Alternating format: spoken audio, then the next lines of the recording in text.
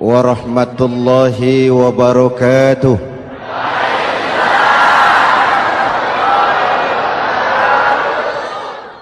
Alhamdulillah wassalatu wassalamu ala Rasulillah Sayyidina Muhammad ibn Abdullah wa ala alihi wa sahbihi wa mawalah, amma ba'du. Saudara-saudara kaum muslimin di seluruh tanah air, hari-hari pada minggu akhir Ramadan kita bersama-sama menyaksikan sebuah fenomena tentang pindahnya kegiatan umat dari masjid ke pasar, dari masjid ke terminal, dari masjid ke stasiun, dari masjid ke bandara. Apa boleh buat, itulah wajah kita, bahwa lebaran artinya mudik, bahwa lebaran artinya baju baru dan makanan. Lebaran berbeda dengan Idul Fitri. Lebaran adalah tradisi yang setiap kita boleh ikutan. Siapa saja boleh ikut lebaran, tapi tidak tiap orang bisa merayakan Idul Fitri. Mau puasa atau tidak puasa, boleh lebaran. Tidak dilarang sama petugas keamanan. Mau ibadah Ramadan atau tidak melaksanakan ibadah Ramadan, boleh ikut lebaran. Tapi tidak berarti merayakan Idul Fitri, karena selalu ada kos dari apa saja yang kita lakukan. Saya mau cerita, mau dengar nggak? Ada dokter gigi, dokter baru. Satu sore praktek, pasiennya 4 orang nunggu duduk jejeran. Dipanggil pasien pertama, diperiksa, berlubang giginya, dicabut tanpa dibius. Namanya dokter baru. Pasien ini teriak, aduh sakit dok, tidak kuat, sakit. Teriakannya keras sekali. Pasien yang 3 orang yang nunggu gemeter, lari semua. Selesai dicabut, diobati, selesai, tanya, sudah selesai dok? Sudah mas. Berapa biayanya? 200.000. Loh, biasanya kan 50.000, kok 200.000? Biasanya sih memang 50.000, tapi siapa suruh kau teriak? Yang 3 lari.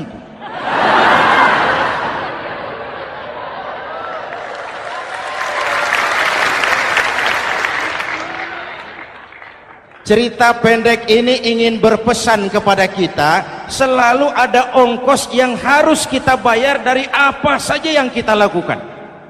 Mau ibadah atau tidak, mau jadi orang baik-baik atau jadi bajingan paling tengik,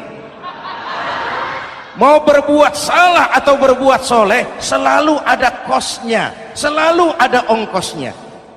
Kita bicara kembali kepada fitrah, Idul Fitri. Bagaimana caranya? Pertama, saya ingin mengutip bagian pendek dari ayat 185 Al-Baqarah. Walitukmilul iddata walitukabbirullaha ala ma hadakum wala'allakum tashkurun. Ada 4 hal dari cuplikan ayat pendek ini. Pertama, walitukmilul iddata, hendaknya engkau sempurnakan jumlah bilangan hari puasamu. Berpuasa sebulan penuh. Sebulan penuh itu bisa 29, bisa 30. Pak, kalau beda pendapat bagaimana? Ada yang lebaran tanggal 5, ada yang lebaran tanggal 6. Hadirin, bagi yang punya kemampuan berijtihad, silahkan melakukan ru'yatul hilal. Bagi yang tidak, lebih aman ikut pesan Nabi. Apa pesan Nabi? Fa iza ikhtalaftum fa alaikum bis sawadil a'zam ma'al haqqi wa ahlihi. Kalau kamu berbeda pendapat, ikut golongan terbanyak yang benar dan ahlinya. Jadi walaupun banyak, kalau tidak benar dan bukan ahlinya, tidak usah ikutin. Banyak benar dan ahlinya. Contoh, 100 insinyur berbeda pendapat dengan 10 kiai tentang doa kunut. Yang diikuti pasti 10 kiai, bukan 100 insinyur. Betul? Atau sebaliknya, 10 insinyur berbeda dengan 100 kiai tentang konstruksi jembatan. Yang diikuti tentu 10 insinyur, benar dan ahlinya. Maka yang paling aman, kita punya departemen agama. Departemen agama punya ahli dari MUI, dari Nahdlatul Ulama, dari Muhammadiyah, dari Al-Wasliyah, dari Syarikat Islam, dikumpulkan melakukan ru'yatul hilal. Yang paling aman, dengeri saja pengumuman departemen agama.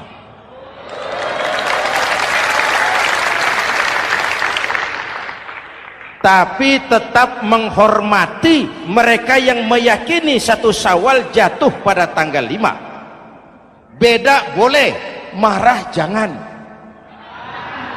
Jelas? Saudara boleh suka tempe, tapi jangan menghina orang yang tidak suka tempe. Saudara boleh senang tahu, tapi jangan ngenyek karo wong yang senang tahu. Hadirin yang saya hormati, walitukmilul iddata, kalau mau kembali kepada fitrah, sempurnakan jumlah bilangan hari puasamu. Makna sempurnakan di sini 2, sempurnakan 1 bulan penuh dan sempurnakan semangat puasamu. Walaupun Ramadan berakhir, puasa jangan selesai. Kenapa? Tangan kita masih tetap terus puasa dari mengambil yang bukan milik kita. Lidah kita walaupun Ramadan sudah selesai tetap berpuasa dari memfitnah dan menggunjing orang lain. Kaki kita walaupun Ramadan sudah selesai tetap puasa dari berjalan ke tempat yang tidak baik. Perut kita tetap berpuasa dari kemasukan barang-barang yang haram. Sempurnakan semangat puasamu. Sikap disiplin, sikap jujur, merasakan kehadiran Allah dekat dalam hidup. Nih contoh ringan, tadi waktu asar dan zuhur saudara sholat apa tidak?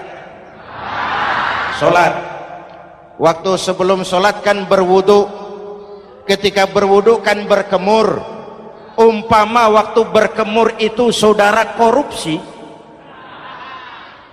sedikit saja airnya saudara minum, saya yakin jangankan petugas keamanan, teman wudhu sebelah pun tidak akan tahu kalau waktu berkemur saudara korupsi.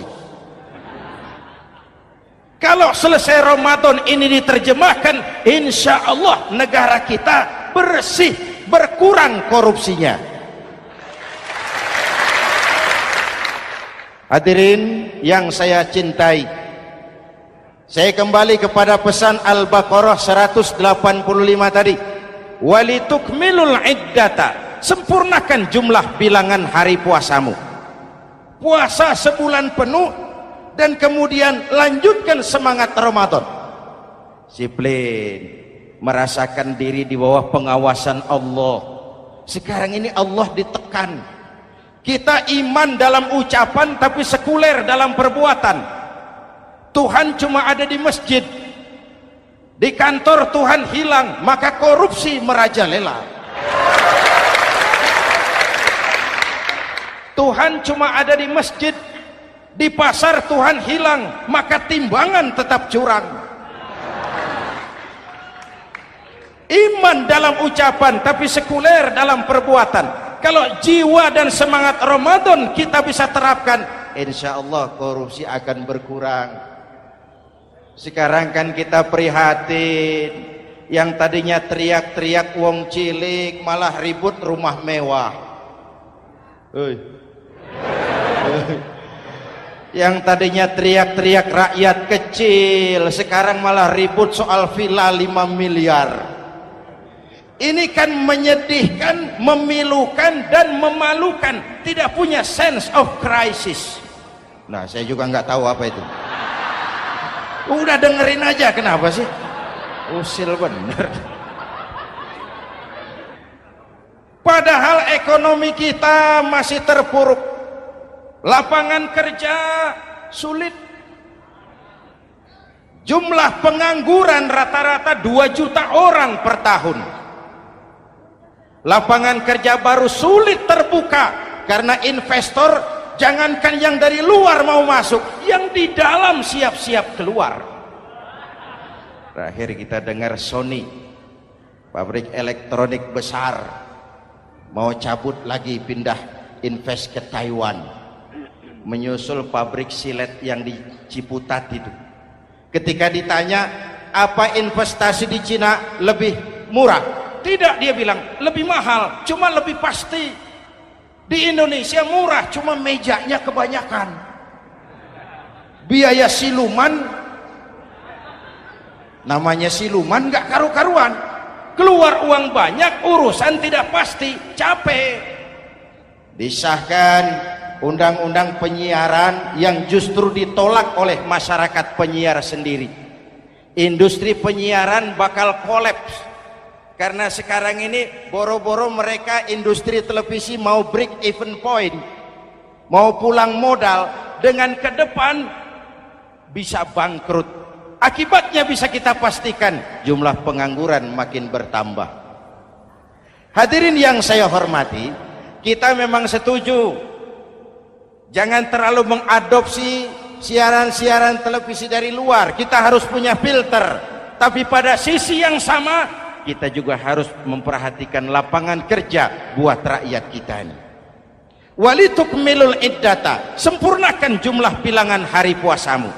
Kalau jumlah hari puasa sudah sempurna, tuntunan yang kedua dari Al-Quran, walitukabbirullah, hendaknya engkau agungkan nama Tuhanmu. Takbiran. Takbiran itu bisa sendiri, bisa berjamaah, bisa di rumah, bisa di masjid, bisa di surau, bisa dengan pawai keliling, asal dilaksanakan dengan tertib dan tidak mengganggu lalu lintas umum. Prakteknya yang terjadi, pawai keliling itu mengganggu ketertiban umum, perang petasan, mengganggu lalu lintas, terjadi macam ada yang takbiran bawa bendera partai. Innalillahi wa inna ilaihi rajiun. Ini takbir politik. Hadirin yang saya hormati, kalimat takbir dalam kondisi kita, saya ingatkan kepada satu ungkapan Bung Tomo. Bung Tomo, pelaku sejarah, tokoh 10 November yang dikenal sebagai Hari Pahlawan, dalam satu pidatonya saya ingat pernah berkata, andai kata tidak ada kalimat takbir, ini ungkapan Bung Tomo, andai kata tidak ada kalimat takbir, saya tidak tahu dengan apa saya harus menggerakkan putra-putra terbaik bangsa untuk bangkit berjuang melawan penjajah.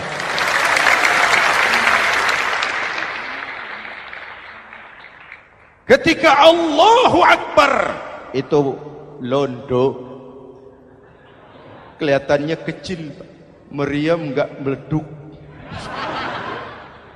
Dahulu orang-orang tua kita cuma ada 2 kata, merdeka atau mati. Tidak berpikir nanti kalau menang dan merdeka saya jadi wali kota di mana.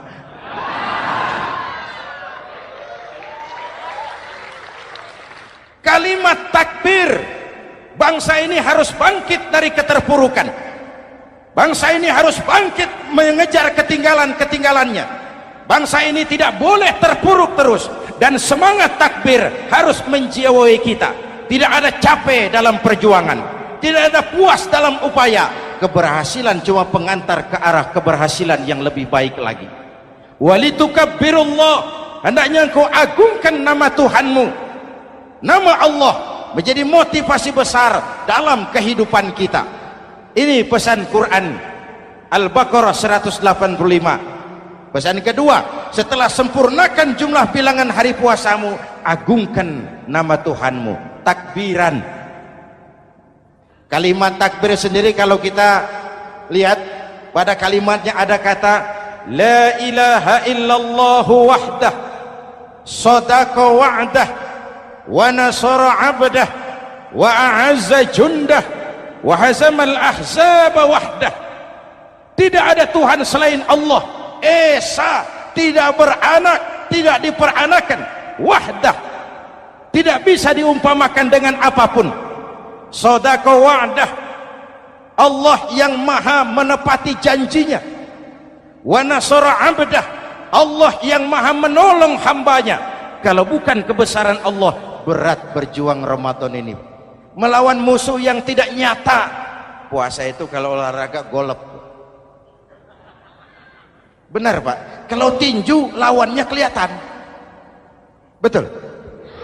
Sepak bola musuh kelihatan, bulu tangkis kelihatan, golf siapa musuhnya? Itulah puasa, menghadapi musuh yang tidak kelihatan. Itu lebih berat daripada perjuangan mengangkat senjata, lebih berat daripada berjuang mengorbankan harta. Tapi kalau di bulan Ramadan saja Rasulullah menang dalam perang Badar, itu harus jadi sumber motivasi. Dengan kalimat takbir, dengan keagungan Allah, bangsa Indonesia harus bangkit dari keterpurukan. Ibu bapak hadirin yang saya hormati, jadi bukan akhir Ramadan lalu sibuk beli baju. Boleh, tapi bukan itu yang utama. Laisal id bilibasin jadid walakinnal id bita'atin yazid. Idul Fitri bukan pakaian baru. Idul Fitri adalah ketaatan yang meningkat, yang telah ditempa, digojlok, digembleng oleh Ramadan. Jadi kalau Ramadan rajin baca Quran, lalu selesai Ramadan sayonara Quran, latihan tidak berhasil. Ramadan rajin ke masjid, selesai Ramadan selesailah ke masjid. Awal Ramadan full house sampai ke halaman, akhir Ramadan cuma imam berdua tikar. Masjid kembali senyap, padahal masjid adalah pusat kegiatan umat. Saudara lihat dari sejarah, ketika hijrah ke Madinah, Rasul singgah di Kuba. Apa yang beliau lakukan? Membangun masjid. Ketika sampai di Madinah, kesibukan pertama beliau apa? Mencari rumah dinas? Bukan. Kesibukan pertama beliau mencari lokasi di mana membangun masjid. Isra dan Mi'raj, perjalanan besar dimulai dari masjid ke masjid. Ini indikasi masjid memang merupakan pusat kegiatan umat. Umat Islam dengan masjid seperti ikan dengan air, tidak boleh pisah. Ada ikan yang tidak betah di air? Ada. Ikan mau modar. Kalau umat sudah mulai menjauhi masjid, jiwanya yang akan mati. Kalau jiwanya mati, jasadnya masih hidup, itu namanya bangkai berjalan. Walitukabbirullah, engkau agungkan nama Tuhanmu. Takbiran, setelah berjuang penuh membina takwa, mengharap ridho, mengendalikan nafsu. Ingat loh, puasa itu bukan menghilangkan nafsu, mengendalikan, menempatkan pada tempatnya. Manusia tanpa nafsu bukan manusia, tapi manusia yang disetir nafsu turun jadi binatang, bahkan lebih rendah daripada binatang. Puasa ini menempatkan nafsu di tempatnya. Hai laki-laki, kamu nafsu sama perempuan? Betul Pak. Perempuan suka laki-laki? Betul Pak. Boleh lewat sini, lewat pintu yang disebut nikah. Ini nafsu disalurkan lewat pintu yang disebut nikah. Jangan seperti ayam kawin tiap malam, nikah tidak mau.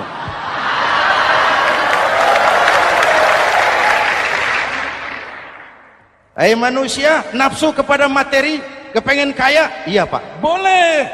Usaha yang halal, jual beli yang halal. Wa ahallallahu al-bai'a wa harrama riba. Allah halalkan jual beli. Jangan ingin kaya lalu makan renten, ingin kaya lalu korupsi, ingin kaya lalu buka peternakan tuyul. Manusia ingin berkuasa, boleh, tapi tetap punya etika dan moral. Jangan ingin berkuasa lalu fitnah, ingin berkuasa lalu mengadu domba orang, ingin berkuasa lalu menghalalkan segala cara. Puasa menempatkan nafsu pada tempatnya. Manusia yang dikendalikan nafsu lebih puas daripada binatang. Saya punya ungkapan lama, sebuas-buasnya kerbau makanannya tetap rumput. Saya belum pernah dengar ada kerbau terlalu buas lalu makan roti. Betul? Tapi manusia kalau sudah dikendalikan nafsu, manusia bukan cuma makan nasi, aspal, semen, kertas, minumnya solar, jauh lebih puas daripada binatang. Inilah puasa, arep nguwong ke wong, agar manusia itu jadi dirinya, fitrahnya, jangan dikendalikan oleh nafsu.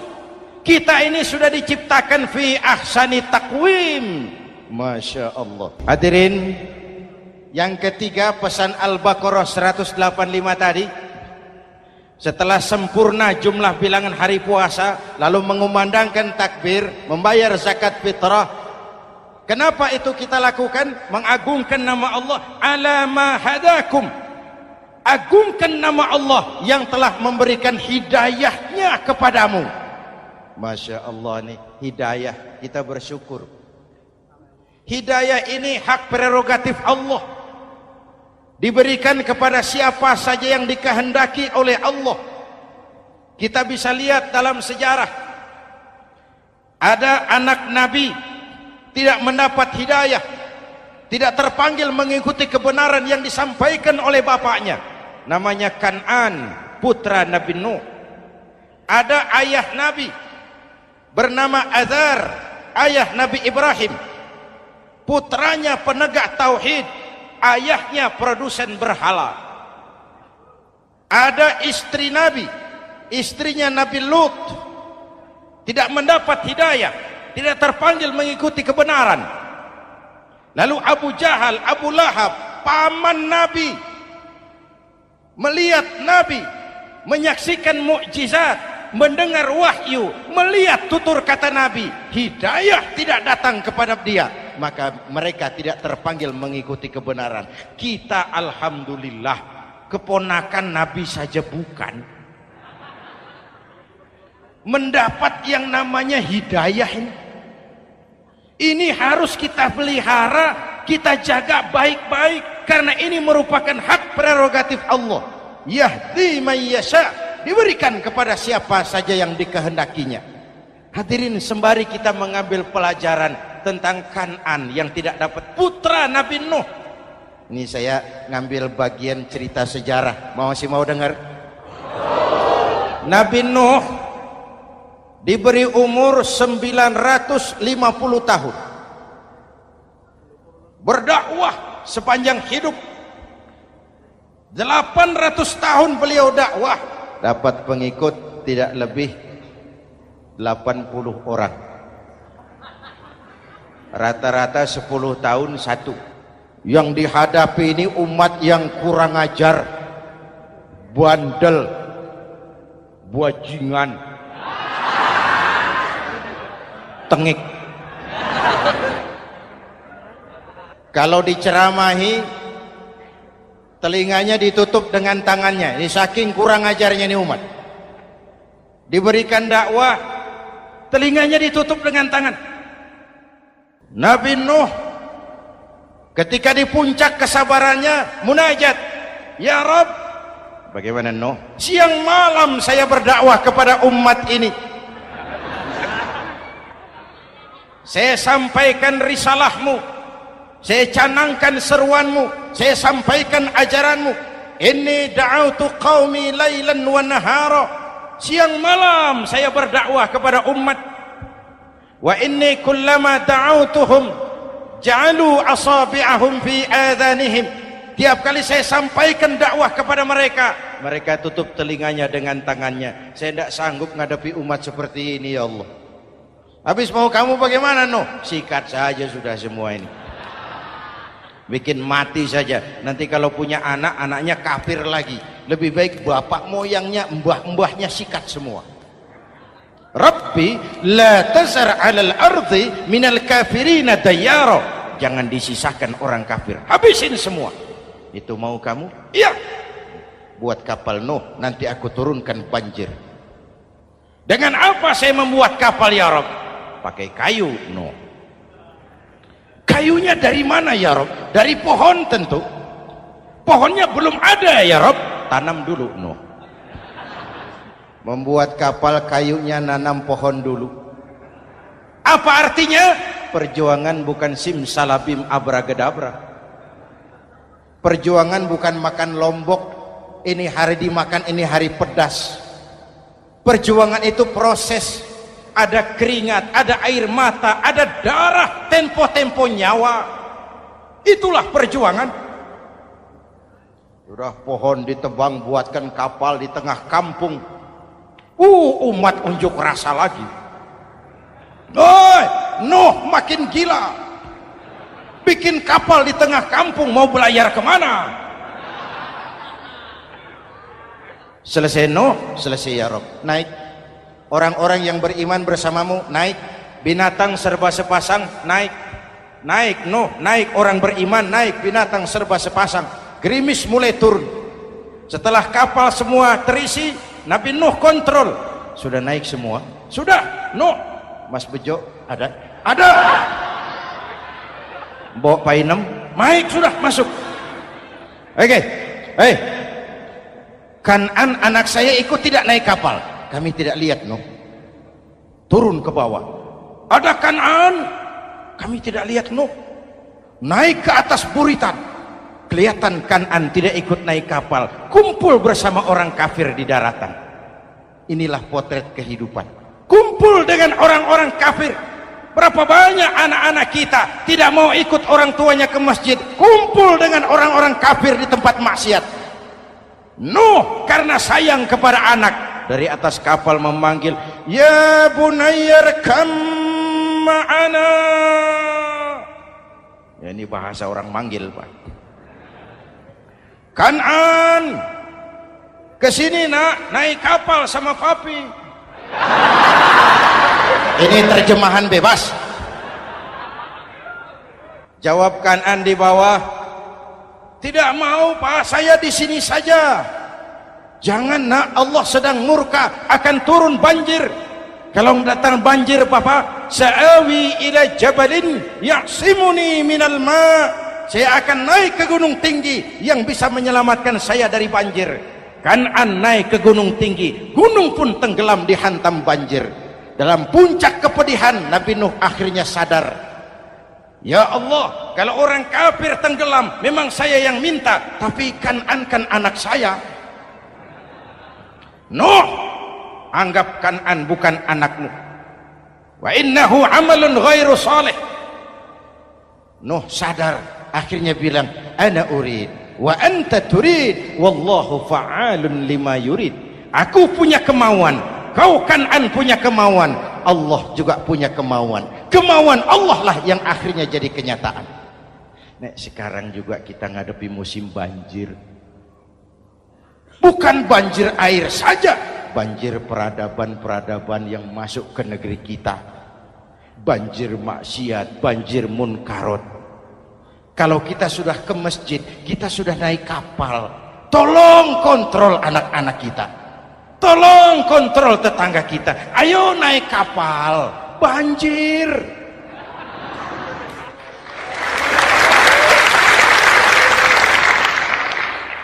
Ditutup ayat ini dengan wala'allakum tashkurun. Atas hidayah yang diberikan kepada kita, kita bisa melaksanakan ibadah Ramadan, bisa takbiran, dan diakhiri dengan ungkapan tasyakkur. Tasyakkur dan tafakkur, mensyukuri nikmat. Saya berulang kali mengingatkan, nikmat bisa berubah menjadi azab kalau kita tidak pandai mensyukurinya.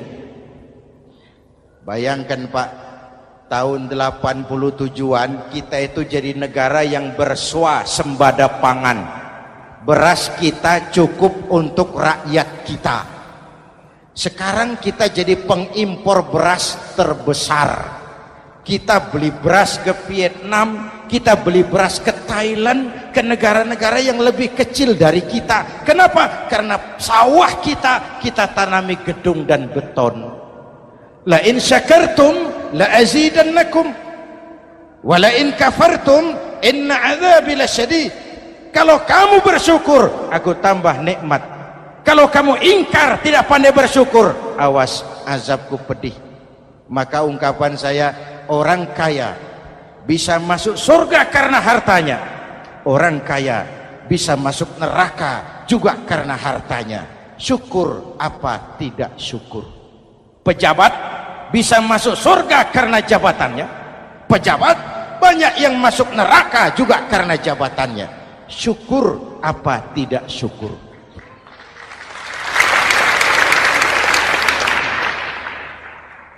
Orang alim, kiai bisa masuk surga karena ilmunya. Orang alim pun bisa masuk neraka lebih dulu dari penyembah berhala juga karena ilmunya. Syukur apa tidak syukur? Kasih jabatan sebagai pemimpin lalu menyadari sayyidul qaumi khadimuhum. Pemimpin suatu umat adalah pelayan bagi umat itu. Pelayan harus melayani, bukan minta dilayani. Selama ini kita memandang jabatan itu jalan pintas menuju kaya. Jabatan itu artinya kekuasaan dan fasilitas. Maka yang lahir rampok-rampok baru.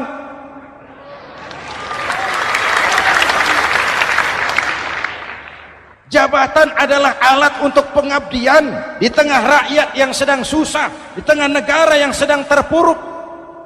Kita memerlukan pemimpin-pemimpin yang sadar sayyidul qaumi khadimuhum. Pemimpin suatu kaum adalah pelayan bagi kaum itu sendiri. Ibu bapak hadirin yang saya hormati, dengan mensyukuri itu maka makna Idul Fitri meresap kembali kepada fitrah kita sebagai manusia. Fitrah kesucian. Secara sederhana orang gambarkan kembali kepada fitrah seperti bayi baru dilahirkan oleh ibunya, bersih, suci, tanpa dosa, lantaran sudah dibersihkan oleh ibadah Ramadan. Tapi para ulama khalaf ada yang mengartikan fitrah itu kecenderungan kepada kebajikan, kecenderungan kepada kebaikan. Itu juga fitrah. Kembali kepada fitrah manusia, kecenderungan untuk berbuat baik. Kita lahir bayi tidak punya dosa, betul? Tidak ada dosa warisan dalam Islam. Kalau harta warisan ada, dosa warisan tidak. Karena itu dalam Islam juga tidak ada penebusan dosa. Kalau dosa bisa ditebus dengan uang, tentu Menteri Keuangan nomor 1 masuk surga.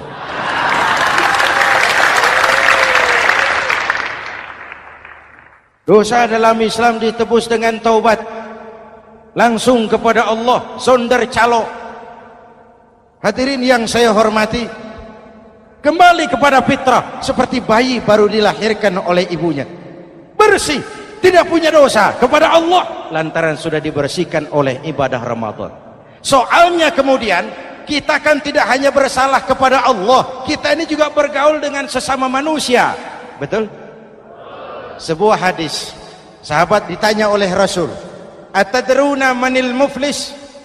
Saudara-saudara, tahu kamu siapa orang yang bangkrut? Oh Rasul, orang bangkrut yang tidak punya uang, orang bangkrut yang tidak punya harta. Salah, kata Rasul. Innal muflisa min ummati, yang bangkrut dari golongan umatku, yang besok di hari kiamat datang menghadap Allah dengan membawa pahala solat, membawa pahala zakat, membawa pahala haji, membawa pahala sedekah pada satu pihak. Sementara pada sisi yang lain, sebelah kiri, orang ini juga datang membawa kesalahan karena pernah mencaci maki orang, pernah memfitnah orang, pernah memakan harta orang dengan cara yang zalim. Satu sisi bawa kebajikan, sisi lain bawa kesalahan. Kalau ini yang terjadi, bagaimana nasib kita, kata Nabi? Tuhan, ini pahala solat saya, ini solat yang wajib, ini yang sunnah, rawatibnya, nawafilnya. Datang orang, sebentar Tuhan, apa? Dia memang rajin solat, tapi saya pernah dicaci maki, hancur nama saya, remuk hati saya. Di dunia saya tidak bisa membalas karena dia lebih berkuasa. Sekarang saya menuntut keadilan. Betul? Iya Tuhan. Sini pahala solatmu, kasih orang yang kau caci maki. Tuhan, ini pahala puasa saya, yang wajib Ramadannya, sunnah 6 hari Syawalnya, Senin Kemisnya. Ini Tuhan. Datang lagi, sebentar Tuhan. Kenapa? Dia memang rajin puasa, tapi saya pernah difitnah tanpa benar, dicorengkan arang ke dahi, hancur nama saya karenanya. Saya menuntut keadilan karena di dunia waktu itu cuma banyak pengadilan, tapi tidak ada keadilan. Benar? Benar. Ini pahala solatmu, kasih orang yang kau fitnah.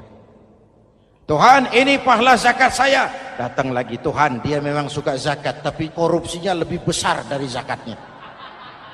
Nuntut keadilan. Sini pahala zakatmu kasih. Kalau habis pahala kebaikan, orang yang menuntut masih banyak, diambillah dosa orang yang kita sakiti, diberikan kepada kita. Pahala dipreteli, dosa diberikan. Apa enggak bangkrut? Ibarat orang dagang, modal habis, tagihan hutang datang terus. Kenapa? Orang ini cuma baik hubungannya kepada Allah, tapi tidak baik hubungannya dengan sesama manusia. Karena itu, dalam konteks dengan fitrah, manusia makhluk yang fitrah. Apa fitrah itu?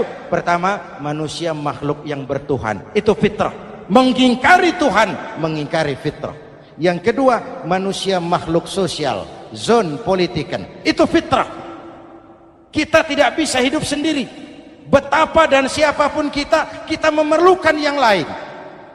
Maka nuansa Ramadan intinya adalah silaturahmi.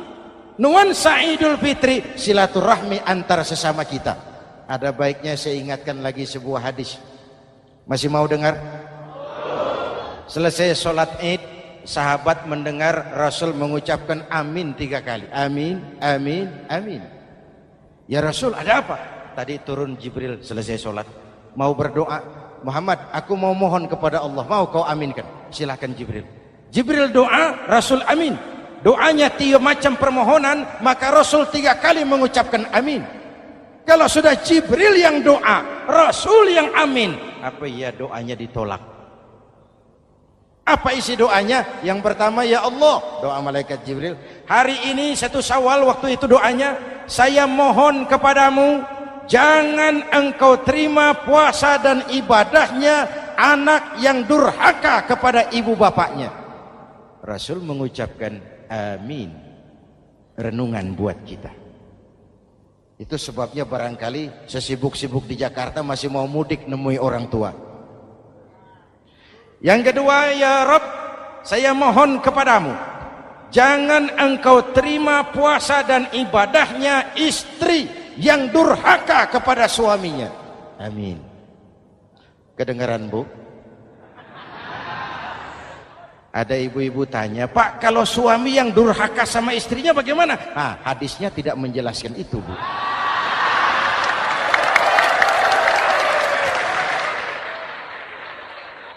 Lo menang sendiri. Yang jelas suami itu presiden rumah tangga, dimintakan tanggung jawab tentang istrinya. Nek istri swargo manut neraka kadut. Ketika pulang Isra Mi'raj saja Rasul bercerita, aku diperlihatkan neraka. Neraka ya Rasul? Iya. Lalu aku lihat isinya kok kebanyakan perempuan. Perempuan. Laki bagaimana? Laki juga tidak sedikit. Cuma kebanyakan perempuan. Ya Rasul, apa mereka tidak sholat? Sholat. Apa mereka tidak ngaji? Oh, rajin mereka sama suaminya.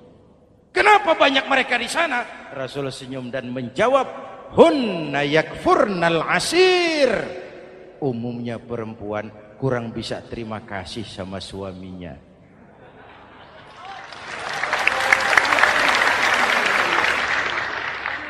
Ini penyakit turunan.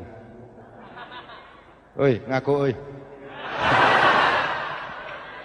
Lalu yang ketiga, ya Allah, hari ini saya mohon kepadamu, jangan engkau terima puasa dan ibadahnya muslim yang tidak mau memaafkan sesama saudaranya muslim. Memaafkan lebih berat daripada meminta maaf, tapi memberi maaf lebih mulia daripada meminta maaf. Inilah nuansa mengembalikan semangat saling menghargai, saling mencintai, keutuhan, kerukunan, dan kedamaian. Sudah capek kita rakyat dengan konflik. Sudah capek kita dengan mengedepankan perbedaan dan bukan persamaan. Sudah waktunya kita berbeda tapi tetap bergandengan, tetap bersama menyongsong hari esok yang lebih baik. Mintalah ridho ibu bapak, suami kepada istri, istri kepada suami, dan memaafkan sesama saudara muslim sehingga kita benar-benar kembali kepada fitrah. Terima kasih dan mohon maaf, semoga ada manfaatnya. Usikum wa nafsi bitaqwallah. Wassalamualaikum warahmatullahi wabarakatuh.